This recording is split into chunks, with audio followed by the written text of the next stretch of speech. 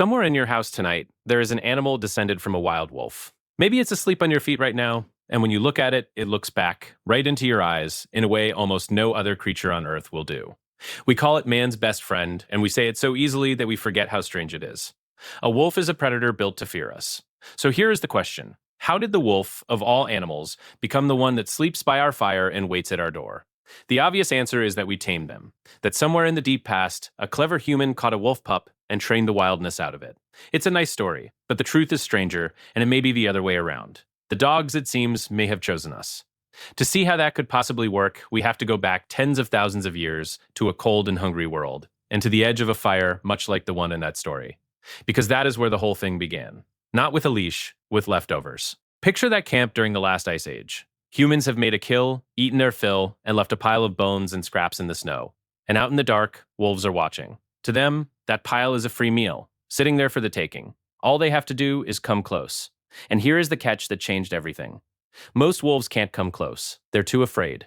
The moment a human moves, they bolt. But wolves are individuals, and a rare few are born just a little bolder than the rest. A little calmer, able to hold their nerve and creep in for the scraps. Those calmer wolves eat better. They get the reliable food, night after night, while the fearful ones stay hungry in the woods. And well-fed animals raise more pups. So the next generation is born a fraction tamer than the last. Nobody planned this.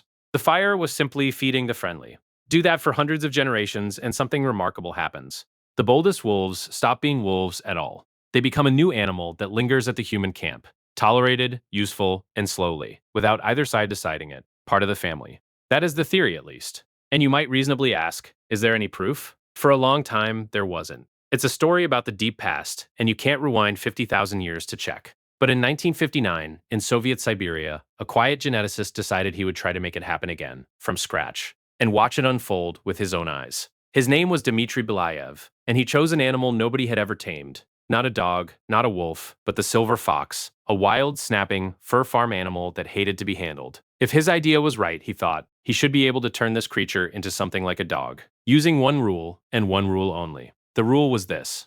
He would breed only for friendliness, nothing else. Each generation, his team would approach hundreds of foxes and offer a hand. The ones that snarled and cowered were set aside. Only the calmest, the least afraid, the tiny fraction that didn't panic were allowed to become parents. That's all. No training, no rewards, no teaching the foxes anything at all. He simply let the friendliest have the babies, over and over, exactly as that Ice Age campfire had once done to the wolves. Then he waited to see what a wild animal would turn into. It happened faster than anyone dreamed. Within just 6 generations, foxes appeared that licked the hands of the researchers, that whimpered when the humans left, that wagged their tails when a person came near. In a handful of generations, a wild fox was behaving like a puppy. But that isn't the strange part. This is the strange part. As the foxes grew tamer, they also started to change how they looked. Foxes bred only for a calm temperament began to be born with floppy, drooping ears, with curled, wagging tails, with patches of white in their fur, like the markings on a collie. Think about how odd that is. Buyayev never once chose a fox for floppy ears. He never picked for a curly tail or a white patch. He selected for friendliness and nothing else. And yet the looks came along for free, as if kindness and floppy ears were somehow tied together on the same hidden thread.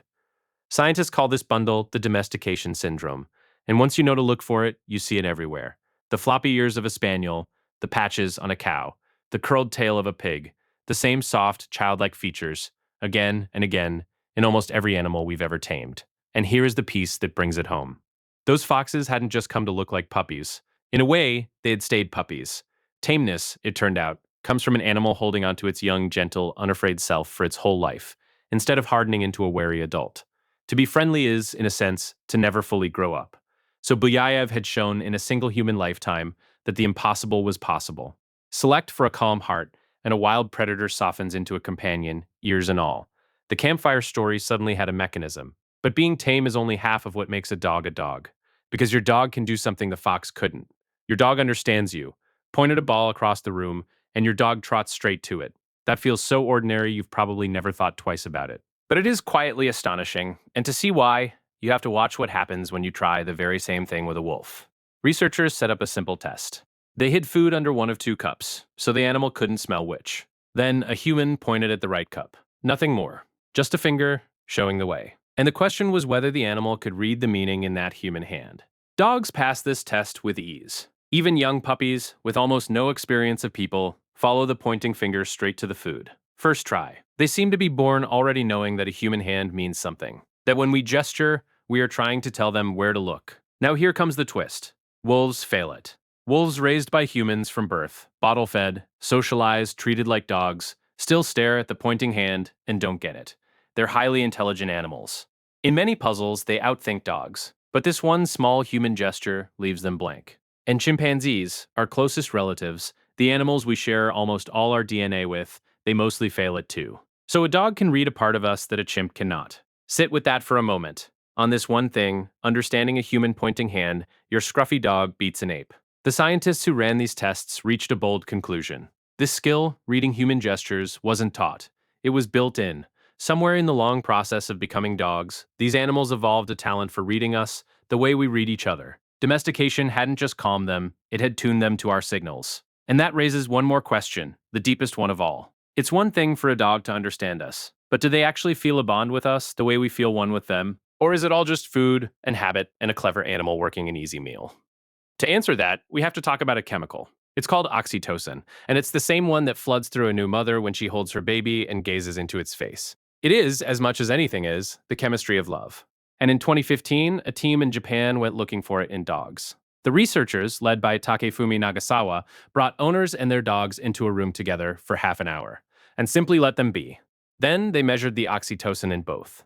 What they found was a loop, a quiet feedback loop of affection running between the two species. When a dog gazed into its owner's eyes, the owner's oxytocin rose. Feeling that warmth, the owner gave the dog more attention.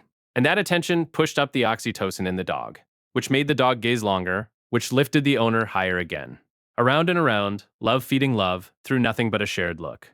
The pairs that gazed the longest showed the biggest surge, in both of them at once. This is, remarkable as it sounds, the very same loop that bonds a human parent to a human child. Your dog isn't faking it for the food, it is running the ancient machinery of love, and pointing it straight at you. And then came the detail that seals the whole story. The scientists ran the exact same test with wolves that had been raised by humans, hand-reared, close, familiar. And the wolves would not do it. They would not hold that long, loving gaze into a human face. The loop never started. To a wolf, a long stare into the eyes is a threat, a challenge, something to answer or avoid. Somewhere on the road from wolf to dog, that instinct flipped completely. The stare stopped being a threat and became a hug. Your dog looks into your eyes because, unlike its wild cousin, it has learned that a gaze can mean love.